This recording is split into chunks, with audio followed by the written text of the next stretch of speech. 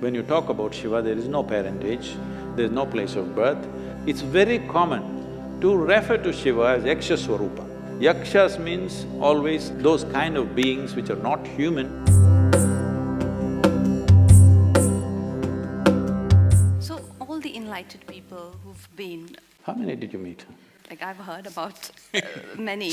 Like, say Krishna or Muhammad or Ram or Christ, Buddha, all the enlightened people who've been on this planet, there is some sort of mention of their birth or death.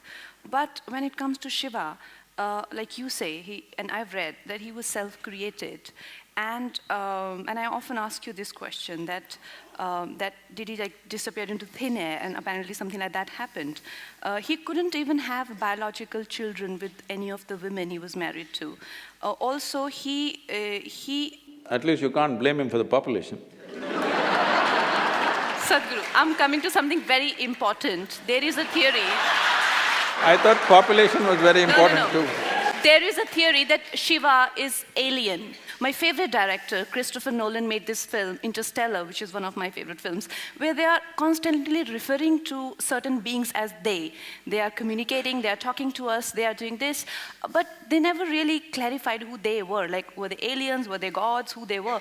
And Sadhguru, like this, I think I felt it in, like when any creative idea comes to me, it has absolutely no intellectual grounds where I can go back and track it down. It's literally like a mail dropped in my head. It seems like it's from an outside space. This is not a confession. I know it's a confession, but Sadhguru, is it that we are being operated by an external, like sort of outside beings? Is it that?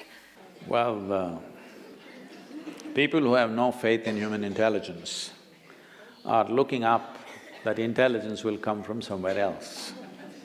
What we need to understand is, see, there are certain things which are very significant things in this country which unfortunately this present generation has completely forgotten, or very few people are reminded, and the rest of the world, some places they recognize, rest of the places it's not there. What the thing is just this, here we consider things like this. For example, in yoga, we call your spine the center of the universe. We call it Merudanda. That means it's the axis of the universe. What is a universe? Please understand this. Today scientists are admitting it is an endless universe. Forever we've been saying it's an ever-expanding universe. So we said your spine is the axis of the universe. That sounds ridiculous. Even without putting any load, most people's backs are hurting badly. They can't even walk or run or do anything. If this becomes the axis of the universe, what will happen? Why we are saying this is, see, you know there is a universe or you think there is a universe only by your experience, isn't it so? If you did not experience, if you could not see this, if you could not see like this and feel like this, you wouldn't know there is a universe. Only because of your experience there is a universe. And the center where your experience is being transmitted is through your spine. If you cut a few wires in your spine, you will have no experience even of the body, forget about the universe. So because your ability to experience the universe is rooted and centered in your spine, we are calling your spine as the axis of the universe. Suppose this hall, see now we know the boundaries of this hall. Now we can debate whether this is the center of this hall or that is the center of this hall. Suppose there are no boundaries to this hall. How would you decide which is the center of this hall? Where you are is the center of the hall, isn't it? From this basis, we developed a whole possibility for a human being, how not just to believe these things, but to make it into a living experience. It is from this the word yoga came, that the inclusiveness happens not because I tell you, oh, I love you, you love me and all this stuff. Inclusiveness happens simply because you obliterate the boundaries of your individuality.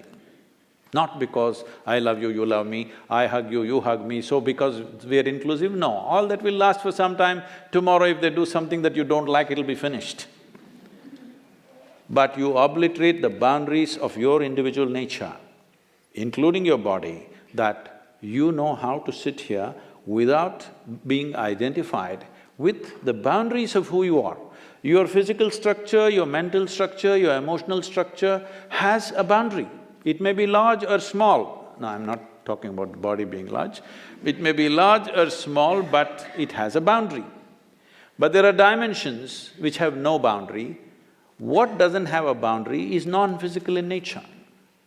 So our focus has always been on that dimension, which is non-physical. That is why Shiva became the most important thing, because Shiva means that which is not, that which is non-physical. Now is he the yogi that we're talking about? Is he a human being? Did he come from somewhere else? See, there are things, as you said, there is no parentage. When you talk about Shiva, there is no parentage, there is no place of birth, nobody saw him as a young boy to grow up. All the time when we saw him, he was about the same age. And we don't know where he died, such a significant human being. Even in those times, if he died somewhere, they should have built a temple, they should have built some kind of a monument for him. Nothing like that happened. So there is no birth, there is no death, there is no parentage, there is no siblings, there is no anything to prove that he was here. Does it mean to say we can assume he came from somewhere? Not necessarily. But in many of the… if you look at the lore, it's very common to refer to Shiva as Yaksha Swarupa. This means, Yakshas means always those kind of beings which are not human, but who supposed to have existed in the natural environment in this planet, in the forests and other things. Whatever we were referring to, some kind of beings or creatures or whatever you want to call them, who are not human in nature. So many times in the lore, you will see any number of songs and other things talking about Shiva as a Yaksha Swarupa. So there are many things which point, but there is no specific proof that he came from elsewhere.